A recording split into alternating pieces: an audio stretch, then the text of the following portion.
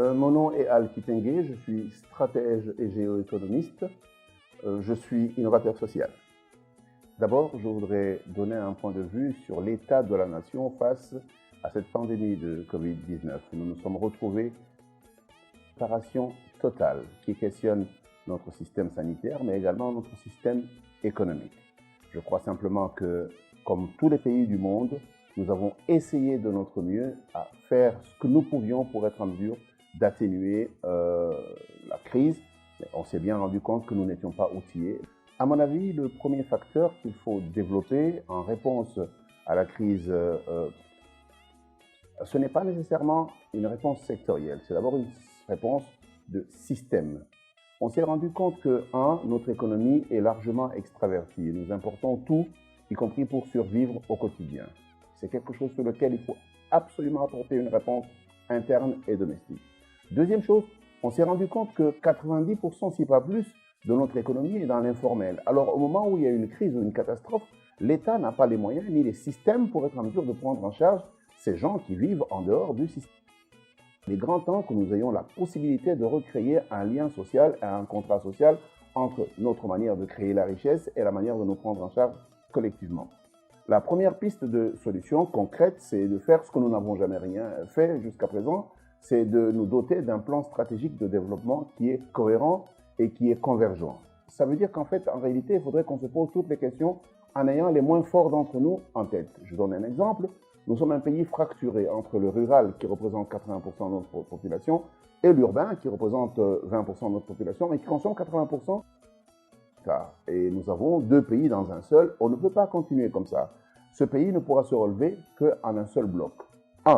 On s'est trompé aussi sur une deuxième chose, c'est qu'on a pensé que notre plus grand levier financier, c'était les mines. Non, les mines sans énergie ne peuvent absolument rien donner. Et si nous considérons les mines comme un secteur et nous considérons les mines comme une ressource, la ressource énergétique est largement supérieure à la ressource minière. Donc il est important pour nous qu'on s'aperçoive qu'on s'est trompé d'approche et il faudrait que nous ayons une approche nouvelle, de nouvelle génération, appuyée sur l'énergie électrique. Et nous avons aujourd'hui en République démocratique du Congo, en ce plein 21e siècle, le siècle de l'intelligence climatique, le plus grand potentiel hydroélectrique par tête d'habitants, mais également un grand potentiel solaire et un grand potentiel éolien. Donc on a aussi l'opportunité aujourd'hui de changer de paradigme, mettre le citoyen au cœur de la stratégie et pas le politicien au cœur de la stratégie de développement de l'État. Et je pense simplement que si nous changeons ces paradigmes, on va trouver des cas classiques, province par province, pour être en mesure d'avoir une cohérence et une convergence dans la gestion.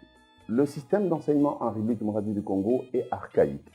La crise du Covid-19 l'a encore démontré. Il a suffi qu'on empêche les gens d'être physiquement sur les sites d'enseignement et notre enseignement s'est arrêté alors qu'on est en plein 21e siècle avec des outils d'information qui peuvent permettre de pouvoir assurer la continuité. Je pense simplement que pour n'avoir pas défini où est-ce que nous désirons aller, on n'a pas défini quel genre d'enseignement nous sommes censés avoir. Cette crise à cette 60e année d'anniversaire de notre indépendance, nous avons l'opportunité de repenser complètement quel genre de produit nous désirons avoir à l'issue de notre système d'enseignement pour être en mesure de redessiner le système d'enseignement lui-même. J'espère beaucoup qu'on le rendra suffisamment numérique pour qu'on soit en mesure d'avoir une transversalité des connaissances. Les points positifs, c'est le fait qu'avec très peu de moyens, nous arrivons quand même à créer des personnes lettrées très volontaires. Mais nous nous rendons bien compte qu'il y a une relation totale entre les gens que nous formons et les besoins du futur en termes de développement. C'est pour ça que je dis, si vous n'avez pas un plan stratégique de développement, vous ne connaissez pas vos besoins de demain, l'un des besoins que vous n'aurez pas estimé, c'est le besoin en capital humain. Et donc, vous ne saurez pas former un personnel capable de vous rendre dans la direction que vous désirez prendre. C'est pour ça, par exemple, qu'aujourd'hui, on s'aperçoit que tout le commerce est entre les mains des Indiens parce que nous n'avons pas formé des gens capables de pouvoir développer du business.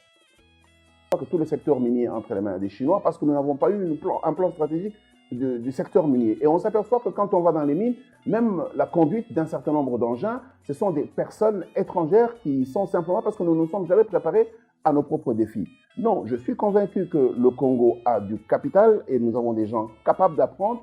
Les Congolais qui vont à l'étranger brillent. Ça veut dire qu'en fait, c'est simplement les conditions dans lesquelles on est né qui leur permettent de pouvoir briller.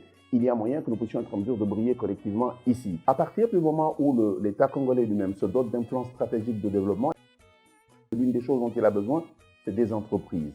À partir du moment qu'il a défini le nombre d'entreprises dont il a besoin, je vous donne quelques exemples, c'est que nous avons 10 000 entreprises, là où la France en a 4 800 000 et où l'Allemagne en a 7,5 millions. L'État congolais ne se rend pas compte que ces instruments de création de richesses sont en très petit nombre et en très petite dimension. À partir de ce moment-là, prenant conscience de la gravité de la situation, l'État est le premier promoteur de l'intelligence collective. Il faudrait qu'on change le paradigme national. Le vrai pouvoir est économique. Malheureusement, la politique a dominé l'essentiel de la gestion de notre pays.